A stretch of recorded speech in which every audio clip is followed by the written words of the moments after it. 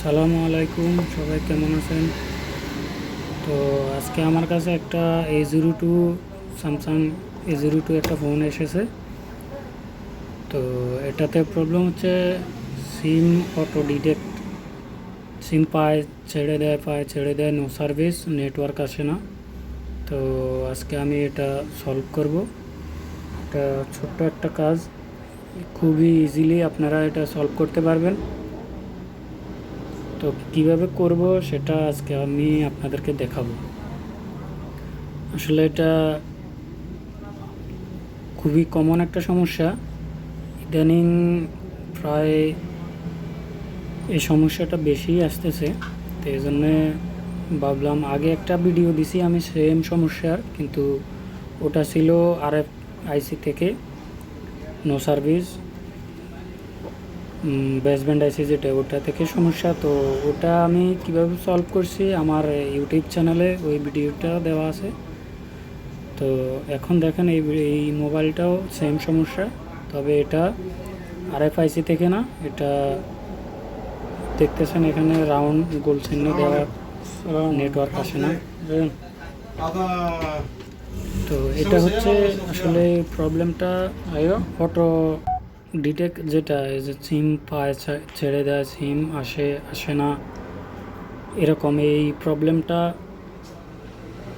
আসলে মূলত কোথা থেকে সেটা আজকে আমি দেখাবো। তো এটা আসলে এই ভিডিওটা আমার আরও আগে বানানো উচিত ছিল। এই দেখতেছেন সিম পায় অটোমেটিকলি, কিন্তু ভিতরে কোনো সিম নাই, তারপরে এরকম দেখাচ্ছে ভিতরে কোনো সিম নাই, তারপরে এরকম আসতেছে যাইতেছে। তো এই সমস্যাটা আমি অনেক আগ থেকে ফেস করতেছি। তো আমি সলভ করছি, আসলে এটা কমন একটা বিষয়। আর পূর্বে এতটা ফোন আসতো না, এখন অ্যাভেলেবেল আসতেছে, এই জন্যে ভাবলাম একটা ভিডিও করা উচিত। তো এই সমস্যাটা আসলে মূলত পাওয়ার আইসি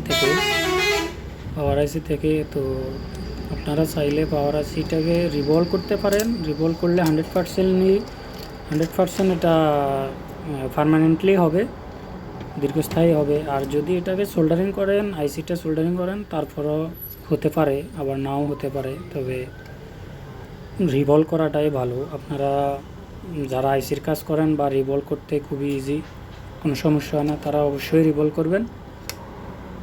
আর প্রথমে সোল্ডারিং করে দিয়ে দেখতে পারেন, হলে তো ভালোই, আর না হলে তো আইসিটা অবশ্যই রিভলভ করবেন। আবার অনেক ক্ষেত্রে আইসিটা ওভারহিট হলে আইসিটা খারাপ হয়ে যেতে পারে। আমার হাতে এরকম হয়েছে। তো আমি নতুন আইসি চেঞ্জ করার পরে সেটটা সম্পূর্ণ ওকে হয়েছে। তো আমি হালকা আইসিটা সোল্ডারিং করে দেখতেছি যে কাজটা হয় কি না। আপনারা দেখতে থাকুন। আসলে আমি রিভলভ করব না, প্রথমে আমি দেখি সোল্ডারিং করার পরে হয় কি না। তো আপনারা দেখতে থাকুন, আমি কাজটা করতেছি। আবার হয়ে গেলে তো ইনশাল্লাহ হয়ে গেছে, আর না হলে আমি কি বল করে কিভাবে করতেছি তাও আমি দেখাবো। আর আমার সেম সমস্যার আরেকটা ভিডিও আছে, সেটা আরেক জায়গা থেকে। আপনারা অবশ্যই আগে কনফার্ম হবেন যে প্রবলেমটা কোথা থেকে হয়েছে, পাওয়ার আইসি থেকে না ডাইরেক্টলি নো সার্ভিস বেসব্যান্ড আইসি বা আরএফ থেকে হয়। তো অবশ্যই আপনারা কনফার্ম হওয়ার পরে কাজটা করবেন।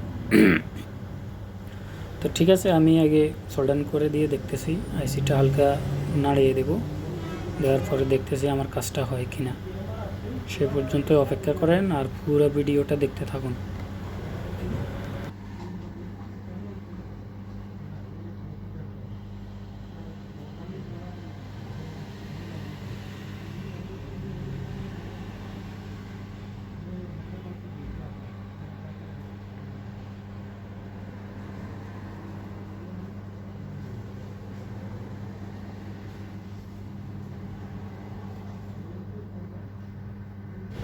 তো আইসিটা আপনারা অবশ্যই লো টেম্পারেচারে আপনারা আইসিটা সোল্ডারিং করার চেষ্টা করবেন। আর যদি রিমুভ করেন, তারপরও আপনারা টেম্পারেচার লক্ষ্য করবেন। অতিরিক্ত হিটে পাওয়ার আইসিটা খারাপ হয়ে যেতে পারে। তো আমি সোল্ডারিং করে দিয়েছি, এখন ফোনটা চালু করে দেখব অবশ্যই কি হয়। তো আপনারা দেখতে থাকুন।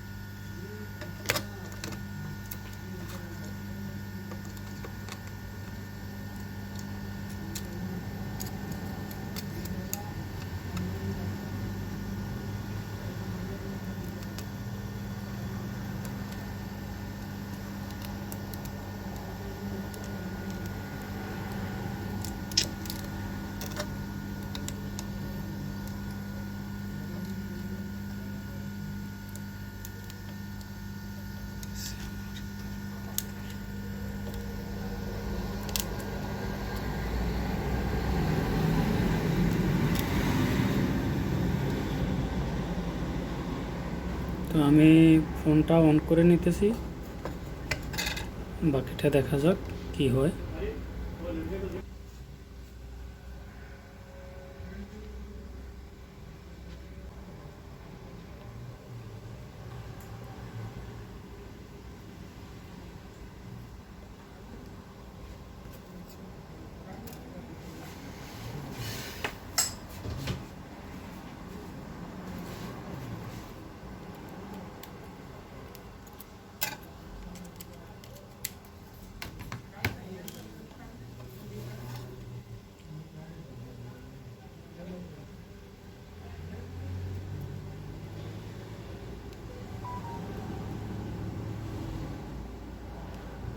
ফোনটা চালু হয়েছে, দেখা যাক কী হয়। দেখতেছেন রাউন্ড চিহ্নটা চলে গেছে, গোল চিহ্নটা চলে গেছে। আশা করি হয়েছে। সেটিংয়ে গিয়ে দেখি অটো ডিটেক্ট দেখায় কিনা। আশা করি কাজটা হয়ে গেছে। আল্লাহ তাআলার রহমতে আশা করি হয়েছে। তারপরও পুনরায় একটা সিম লাগিয়ে চেক করব। আমি সিমটা লাগিয়ে নিতেছি। যেহেতু রাউন্ড চিহ্ন চলে গেছে, অবশ্যই কাজটা আমার ধারণা হয়ে গেছে। তারপরও আপনাদের দেখানোর জন্য যে সিম ডিটেক্ট হয়েছে, অটো করতেছে না, অটো ইন আউট হইতেছে না, অবশ্যই দেখতেছি। ব্যালেন্স চেক করব। ওই যে নিচে দেখতেছেন রান্না মোবাইল লেখা আছে, রান্না মোবাইল দেখাচ্ছে। তা আমি ব্যালেন্স চেক করে দেখতেছি, একটা মেসেজ আসছে। মেসেজটা সিম রানিং হয়েছে, এই জন্য মেসেজটা আসছে। আমি অবশ্যই ব্যালেন্স চেক করব।